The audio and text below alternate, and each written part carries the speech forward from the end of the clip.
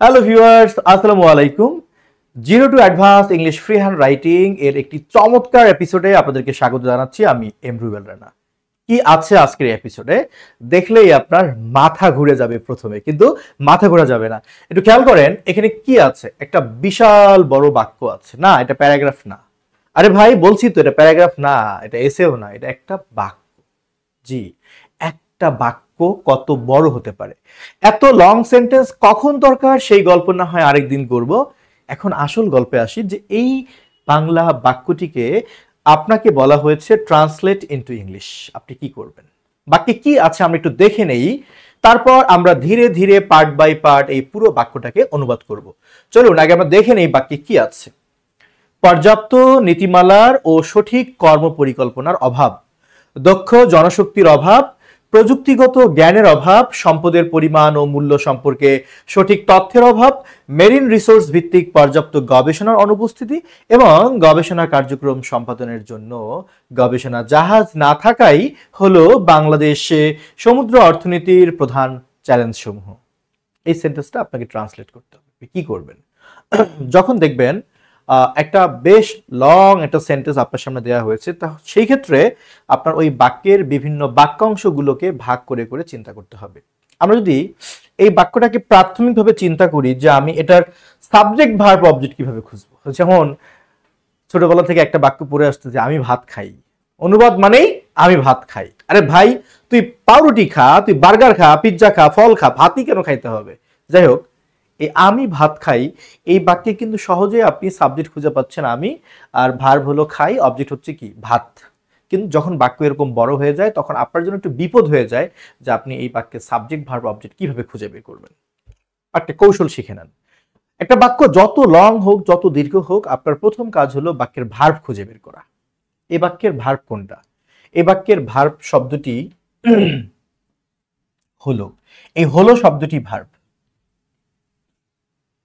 ধরেন আপনি কিছু জানেন না, কোনো সমস্যা নেই, সহজ করে বলি, একটা ভার্বের আগে যা থাকে পুরোটাই বাক্যের সাবজেক্ট, ভার্বের পরে যা থাকে পুরোটাই বাক্যের অবজেক্ট।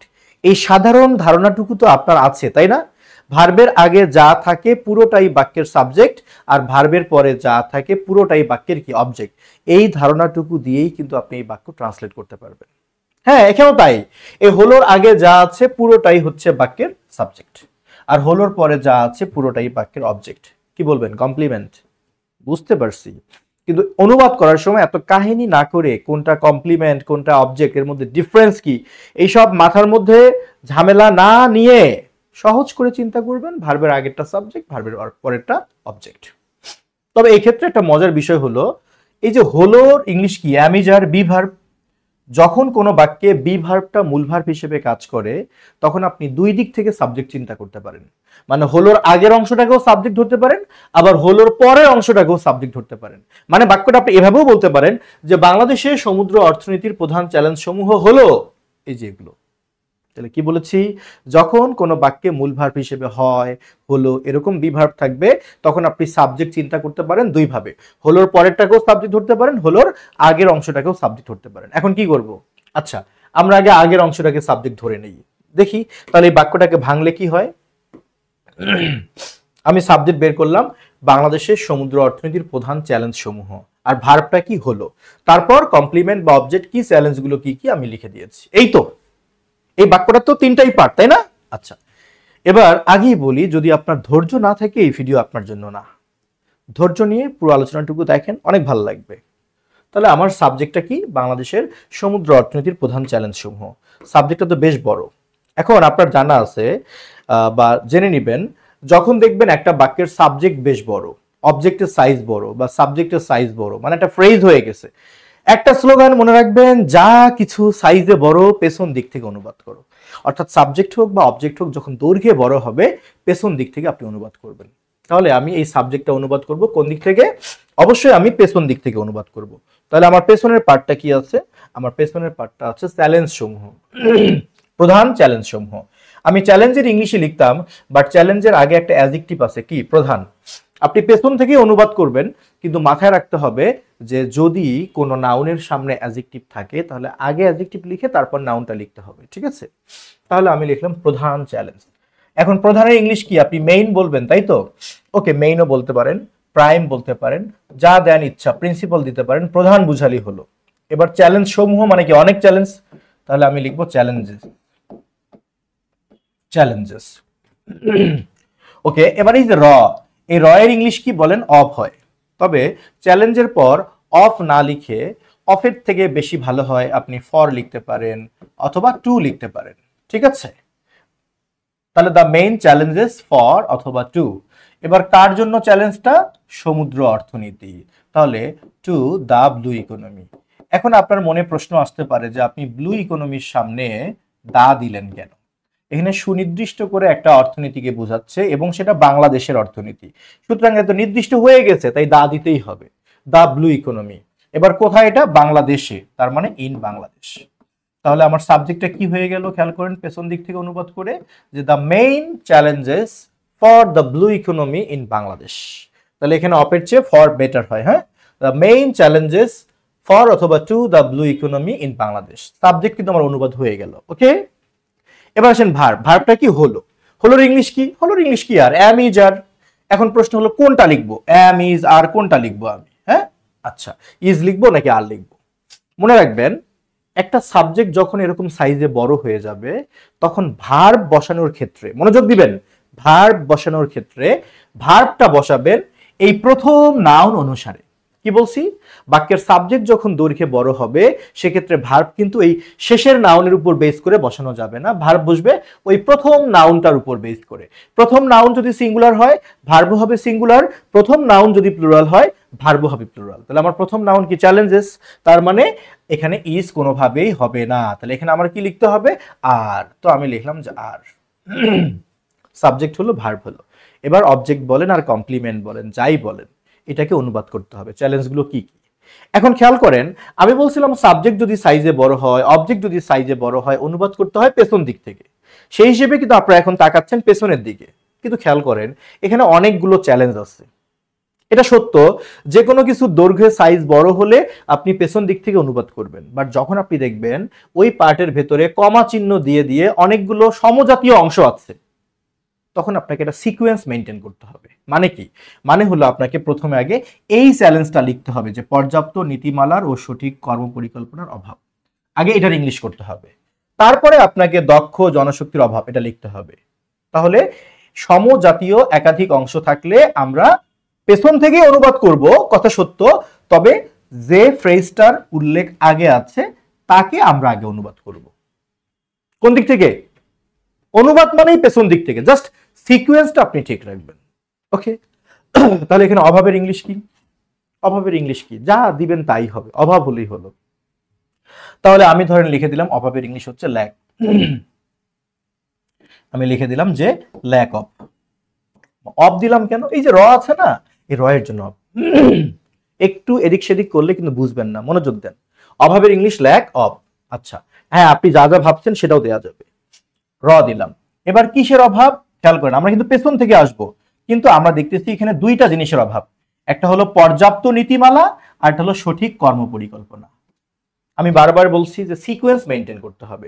আপনি পেছন দিক থেকে অনুবাদ করে নিয়ত করছেন, বাট আপনি দেখতেছেন এখানে দুইটা জিনিসের অভাব। তাহলে যার উল্লেখটা আগে করছে তার অনুবাদটা আগে করা উচিত না? বৈষম্য করা যাবে না তো। ওকে, তাহলে প্রথমে কার অভাব বলছে? বলছে পর্যাপ্ত নীতিমালা। এখানে পর্যাপ্ত শব্দটি অ্যাডজেক্টিভ, নীতিমালা শব্দটি হলো নাউন। পর্যাপ্ত নীতিমালা, তাহলে অ্যাডিকুয়েট, হ্যাঁ এনাফও লিখতে পারেন, অ্যাডিকুয়েট পলিসিস, পর্যাপ্ত নীতিমালা। আচ্ছা, এবার এই যে ও এর জন্য কি দিব আমি? অ্যান্ড। তো আমি দিলাম এই যে অ্যান্ড। ওকে, এবার কিসের? সঠিক কর্ম পরিকল্পনা। তাহলে সঠিকের জন্য আমি কি লিখতে পারি? প্রপার লিখতে পারি। কর্মর ইংলিশ অনেক কিছু লেখা যায়, আমি ধরেন অ্যাকশন লিখলাম। এবার পরিকল্পনার জন্য আমি কি লিখতে পারি? প্ল্যান লিখতে পারি, proper action plans. Okay, comma চিহ্ন দিলাম। তাহলে আমার প্রথম চ্যালেঞ্জটা হয়ে গেল lack of adequate policies and proper action plans. এবার পরের চ্যালেঞ্জটা কি আছে দেখেন, এবার বলছে দক্ষ জনশক্তির অভাব।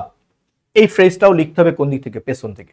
জাস্ট আমরা সিকোয়েন্স মেইনটেইন করতেছি, কিন্তু আমরা ভুলে যাব না যা কিছু দৈর্ঘ্যে বড় তাকেই পেছন দিক থেকে অনুবাদ করো, এটা ভুলে যাওয়া যাবে না কিন্তু। তাহলে আমার অভাবের ইংলিশ লিখতে হবে আবার অভাব। আচ্ছা ধরেন আমি অভাবের ইংলিশ ল্যাক অফ ছাড়া কিছু জানি না, সে আমি ল্যাক অফ দিয়ে লিখে যাই, বারবার আগে ল্যাক অফ লিখে যাই। তারপর দেখেন একটা ম্যাজিক আছে এখানে, তাহলে আমি আবারও লিখলাম ল্যাক অফ, অভাব। এবার আসেন কিসের অভাব? এবার বলছে দক্ষ জনশক্তি, তো দক্ষর জন্য আমি কি লিখবো? স্কিলড। জনশক্তির ইংলিশ আপনি কি লিখবেন? ম্যান পাওয়ার লিখতে পারেন বা হিউম্যান রিসোর্সেস লিখতে পারেন। তো ধরেন আমি লিখলাম যে হিউম্যান রিসোর্সেস, দক্ষ জনশক্তির অভাব। আচ্ছা এবার আসেন কি বলছে? প্রযুক্তিগত জ্ঞানের অভাব। এবার এইটুকু লিখতে হবে আবার পেছন দিক থেকে। আবারও আমি অভাবের জন্য কি দিলাম? Lack of. আরে ভাই দেই না, তারপর দেখেন কি হয়, ল্যাক অফ, অভাব। এবার কিসের অভাব? প্রযুক্তিগত জ্ঞান, টেকনোলজিক্যাল নলেজ বা টেকনিক্যাল নলেজ। ধরেন আমি লিখলাম যে টেকনিক্যাল লিখলাম, সরি টেকনোলজিক্যাল নলেজ। সারাদিন কথা বলতে হয়, গলার 12টা বেজে যায়, বুঝলেন? ভোকাল কর্ড চাপ পড়ে অনেক। তারপরেও তো আপনারা সাবস্ক্রাইব করেন না, শেয়ার দেন না, একটু কমেন্টে অনুভূতিও জানান না, দুঃখ লাগে, তবু আমি দিয়ে যাব। আচ্ছা তাহলে ল্যাক অফ টেকনোলজিক্যাল নলেজ, প্রযুক্তিগত জ্ঞানের অভাব। এবার কি আছে? সম্পদের পরিমাণ ও মূল্য সম্পর্কে সঠিক তথ্যের অভাব। এটাও পেছন দিক থেকে লিখতে হবে। আবারও অভাবের জন্য আমি কি দিলাম? ল্যাক অফ, যে অভাব। আচ্ছা কিসের অভাব? এবার বলছে দুইটা জিনিসের অভাব। আগে বলছে সঠিক তথ্য, পেছন থেকে কিন্তু আমরা আসবো, অভাবের ইংলিশ হয়েছে, এবার সঠিক তথ্য। সঠিক তথ্যের ইংলিশ কি? সঠিক তথ্য অ্যাকিউরেট বা প্রপার। প্রপারটা একবার লিখলাম, অ্যাকিউরেট ইনফরমেশন। খেয়াল করে যান, ইনফরমেশন। এবার বলছে সম্পর্কে, মানে অ্যাবাউট বা রিগার্ডিং, অ্যাবাউট অথবা রিগার্ডিং, সম্পর্কে। ওকে এবার কি সম্পর্কে আসেন? কি সম্পর্কে? দুইটা জিনিস সম্পর্কে, একটা হলো সম্পদের পরিমাণ আর একটা হলো মূল্য। তাহলে আগে পরিমাণের কথা বলছে, তাহলে পরিমাণের ইংলিশটা আগে লিখতে হবে। তাহলে দা পরিমাণ, অ্যামাউন্ট বা কোয়ান্টিটি। আচ্ছা কোয়ান্টিটি, পরিমাণ। অ্যান্ড কি বলছে? মূল্য, ভ্যালু অফ রিসোর্সেস, সম্পদের পরিমাণ ও মূল্যের অভাব, সম্পর্কে তথ্যের অভাব। ওকে এটা হয়ে গেল। এরপরে কি বলছে? মনোযোগ দিবেন, আপনাদের কিন্তু মনোযোগ কমে যাচ্ছে। মেরিন রিসোর্স ভিত্তিক পর্যাপ্ত গবেষণার অনুপস্থিতি, এইটা তাই তো। এবার অভাব বলেনি, বলছে অনুপস্থিতি। ওকে ফাইন, আমরা অনুপস্থিতির ইংলিশ দিয়ে দিলাম যে অ্যাবসেন্স।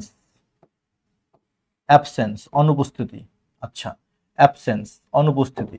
এবার এই যে র এর জন্য কি আসবে? অফ। আচ্ছা কিসের অনুপস্থিতি? পর্যাপ্ত গবেষণা, পেছন থেকে আসবো, তাহলে পর্যাপ্ত। তো আমি লিখে দিলাম যে এডিকুয়েট বা রিকোয়ার্ড বা এনাফ। এডিকুয়েটটা একবার লিখছি, এখন ধরেন আমি লিখলাম যে এনাফ, পর্যাপ্ত। এবার কি বলছে? গবেষণা, তাহলে রিসার্চ, RESEARCH। আচ্ছা পর্যাপ্ত গবেষণা। আচ্ছা এবার আসেন কেমন ধরনের গবেষণা? মেরিন রিসোর্স ভিত্তিক, ঠিক আছে। তাহলে বেসড অন মেরিন রিসোর্সেস। ভিত্তিকের জন্য কি লিখবো? বেসড। বেসড এর পরে কি বসে? অন। এবার মেরিন রিসোর্সকে আমরা ইংলিশে লিখবো যে মেরিন রিসোর্সেস। মনোযোগ দেন, অনেক ভালো লাগবে। আরেকবার বুঝাই। অনুপস্থিতির ইংলিশ কি দিলাম? অ্যাবসেন্স। রয়ের জন্য অফ, পর্যাপ্ত গবেষণার জন্য এনাফ রিসার্চ। এবার ভিত্তিকের জন্য বেসড অন, এবার মেরিন রিসোর্সের জন্য মেরিন রিসোর্সেস। নানা রকম সম্পদ তাই রিসোর্সেস করেছি। আচ্ছা এবার বলতে এবং। আচ্ছা এই যে এবং, এবং এর জন্য কি দিলাম? যে অ্যান্ড। কি বলছে দেখেন, গবেষণা কার্যক্রম সম্পাদনের জন্য গবেষণা জাহাজ না থাকা। এটাও পেছন দিক থেকে লিখতে হবে, না থাকা। না থাকার ইংলিশ কি? এটাও তো একটা অভাব, না থাকাও তো একটা কি? অভাব। তাহলে আমি এখানে অভাবের জন্য ধরেন আবার দিলাম যে হ্যাভিং নো না লিখে আমি শর্টেজ অফ বা স্ক্যারসিটি অফ লিখতে পারি। তো আমি দিলাম যে স্ক্যারসিটি। হ্যাঁ আপনি না থাকার জন্য হ্যাভিং নো লিখতেও পারেন। তো স্ক্যারসিটি বললেও করুণ অবস্থা বোঝায়, নাই স্ক্যারসিটি অফ। আচ্ছা কিসের অভাব? এবার বলেন হচ্ছে যে গবেষণা জাহাজ। তাহলে আমি লিখলাম যে রিসার্চ। জাহাজের জন্য এখানে শিপ না লিখে ভেসেল লিখলে ভালো হয়, ভেসেলস হচ্ছে গবেষণা জাহাজ। এবার জন্যর ইংলিশ কি বলেন? জন্যর ইংলিশ হলো ফর। তো আমার জায়গা নেই, আমি কোথায় লিখবো বুঝতেছি না, ধরেন আমি উপরেই লিখে দিলাম। হ্যাঁ, আচ্ছা, ফর, জন্য। ওকে, এবার কিসের জন্য বলছে যে গবেষণা কার্যক্রম সম্পাদন, সম্পাদনের ইংলিশ কি? কন্ডাক্ট। তাহলে এখানে কন্ডাক্ট না হয়ে কি হবে? কন্ডাক্টিং। কেন? কারণ টু বাদে অন্য প্রিপোজিশনের পর ভার্ব থাকলে আইএনজি হয়। এবার গবেষণা কার্যক্রম তাহলে হলো রিসার্চ অ্যাকশন বা অ্যাক্টিভিটিস। খেয়াল করছেন? আমরা সাবজেক্ট নিয়েছি, ভার্ব নিয়েছি, অবজেক্ট বা কমপ্লিমেন্ট নিয়েছি, সবই ঠিক আছে। এখন যদি আমরা এই বারবার ল্যাক অফ না লিখে এগুলোর পরিবর্তে একটু ভ্যারিয়েশন আনতে পারি তাহলে কিন্তু খুব সুন্দর হয়। আপনি বারবার ল্যাক অফ লিখলেও এটা যে ভুল হয়েছে এটা কেউ বলতে পারবে না, বাট ভিন্নতা নিয়ে আসতে পারলে ভালো হয়। তো চলেন চেষ্টা করি। এখানে ল্যাক অফ দিয়েছি আমি, তাহলে পরেরটাতে আমি ল্যাক না লিখে কি লিখি? আমি লিখলাম যে শর্টেজ অফ, শর্টেজ অফ। তারপরে স্কিলড হিউম্যান রিসোর্সেস, তারপর আবারও আছে ল্যাক অফ টেকনোলজিক্যাল নলেজ, মানে প্রযুক্তিগত জ্ঞানের অভাব। তাহলে এখানে আমি ল্যাক না দিয়ে আমি দিলাম যে ইনএডিকুয়েসি। এডিকুয়েট মানে কি? পর্যাপ্ত। ইনএডিকুয়েট মানে কি? অপর্যাপ্ত। সেই ইনএডিকুয়েট শব্দটা হলো অ্যাডজেক্টিভ, এর নাউন হচ্ছে ইনএডিকুয়েসি। তাহলে অপর্যাপ্ততা, অফ টেকনোলজিক্যাল নলেজ, প্রযুক্তিগত জ্ঞানের অভাব। এবার সম্পদের পরিমাণ ও মূল্য সম্পর্কে সঠিক তথ্যের অভাব। এই যে এখানে আবার ল্যাক অফ, এখানে আমার ল্যাক অফ না দিয়ে আমি একটু ইনসাফিসিয়েন্সি দেই। সাফিসিয়েন্ট মানে কি? পর্যাপ্ত। ইনসাফিসিয়েন্ট মানে কি? অপর্যাপ্ত। তাহলে আমি ইনসাফিসিয়েন্ট এর নাউন দিলাম insufficiency. Insufficiency of accurate information regarding the quantity and value of resources. এরপরে আবার কি আছে বলেন? Absence of. ওকে, ভিন্নতা চলে আসছে। এখন দেখেন আমার কি সুন্দর একটা বাক্য হয়ে গেল। বাক্যটা পড়ে দেখি আমরা। The main challenges for the blue economy in Bangladesh are lack of adequate policies and proper action plans, shortage of skilled human resources, inadequacy of technological knowledge, insufficiency of accurate information regarding the quantity and value of resources, absence of enough research based on marine resources, and scarcity of research vehicles for conducting research activities. হইছে না? এখন আমি কি বলছিলাম যে যখন কোনো বাক্যে বি ভার্বটাই মূল ভার্বের কাজ করে আপনি দুইটা কাজ করতে পারেন। আপনি এই শেষের অংশটাকেও সাবজেক্ট ধরতে পারেন, প্রথমের অংশটাকেও সাবজেক্ট ধরতে পারেন। তার মানে এবার আমরা এই শেষের অংশটাকে সাবজেক্ট ধরে চিন্তা করি কেমন হয়। তখন হবে এরকম, তখন এই বাক্যটা নিশ্চয় এখান থেকে ক্যাপিটাল লেটারে শুরু হবে যে lack of adequate policies and proper action plans, shortage of skilled human resources, inadequacy of technological knowledge, insufficiency of accurate information regarding the quantity and value of resources, absence of enough research based on marine resources, and scarcity of research vessels for conducting research activities. Subject হয়ে গেল। এরপরে verb বলবো যে are the main challenges for or to the blue economy in Bangladesh. দুইভাবে হচ্ছে। একটা জিনিস খেয়াল করেছেন? এখন যে অবস্থায় বাক্যটা আছে এটার তুলনায় যদি আমি বড় অংশটাকে সাবজেক্ট ধরি তাহলে বাক্যটা কিন্তু শুনতে আরো ভালো শোনায়। প্রয়োজনে ভিডিওটা আরেকবার প্লে করে শোনেন, দেখবেন শুনতে ভালো শোনাচ্ছে। তাহলে আমার সাবজেক্ট ভার্ব কমপ্লিমেন্ট হয়ে গেল, আমার এই ট্রান্সলেশনটা কিন্তু হয়ে গেল, যেটাকে আমি পুরো বাক্য এখানে লিখে দিয়েছি। তাহলে এতক্ষণ ধরে আমরা যা বুঝে বুঝে লিখলাম ওইটা ছিল লিটারাল ট্রান্সলেশন বা শাব্দিক অনুবাদ। এবার আসেন থিমেটিক ট্রান্সলেশনটা কি। অনেকেই বলে যে ভাবানুবাদটা কি। ভাবানুবাদটা হচ্ছে আপনার বাংলা বাক্যের থিমটাকে বা মূল ঘটনাকে ঠিক রেখে আপনি আপনার মতো করে একটা ইংলিশ সেন্টেন্স লিখবেন। মানে হুবহু প্রতিটা শব্দের ইংলিশ এখানে থাকা জরুরি না, বাট আপনার সেন্টেন্সটা পড়ে যেন মনে হয় উপরের বাংলা বাক্যে যা বলছে তা উল্লেখ করা আছে। যেমন the primary challenges facing Bangladesh marine economy, বাংলাদেশের সমুদ্র অর্থনীতি যে প্রাথমিক চ্যালেঞ্জগুলোর মুখোমুখি ইনক্লুড সেগুলোর মধ্যে যুক্ত আছে inadequate policies and action plans, shortage of skilled human resources, a lack of technical expertise, insufficient data on resources, resource quantity and value, limited research on marine resources, and the unavailability of research vessels for conducting essential studies. এখানে যা আছে এই থিমকে বোঝাচ্ছে। তাহলে আমরা এই ভাবানুবাদ শিখবো কিভাবে? শাব্দিক অনুবাদ আগে দক্ষ হতে হবে, তারপর আপনি নিজেই বুঝবেন যে এই ভাব ঠিক রেখে আমি যেভাবে পারি সেভাবে লিখলেই তো হয়ে যায়। সো এই ছিল শাব্দিক অনুবাদ ভাবানুবাদের মধ্যে পার্থক্য এবং the art of making long sentence. আপনারা অবশ্যই যারা এটা এনজয় করেন তারা এটা শেয়ার করবেন, আপনাদের লিঙ্কটা কপি করে নিয়ে এসে ফেসবুকে টাইমলাইনে আপনারা শেয়ার করে দিয়ে দেবেন, আরো অনেকেই উপকৃত হবে। আপনারা যদি আমাদেরকে বেশি বেশি সাপোর্ট করেন, আপনারা যদি বেশি বেশি আমাকে কোঅপারেট করেন, আমি নিশ্চয়ই আপনাদের জন্য এরকম চমৎকার ভিডিও লেসন এপিসোড নিয়ে আসব। আজকের এই এপিসোড 1 আমি দিয়ে দিলাম একটা পরীক্ষামূলক। যদি এই এপিসোড 1 আপনারা খুব ইতিবাচকভাবে গ্রহণ করেন, যদি এটা অন্তত 50K 50,000 ভিউজ হয়ে যায়, তাহলে আমি নিশ্চয়ই এপিসোড 2, 3, 4, 5 এভাবে 20টি এপিসোড আপনাদেরকে উপহার দিব। তবে আমি প্রথম এপিসোডটি পরীক্ষামূলকভাবে দিচ্ছি আপনাদের রেসপন্স কেমন বোঝার জন্য। সবার জন্য শুভকামনা রইল, সবাই ভালো থাকবেন, and thank you for watching.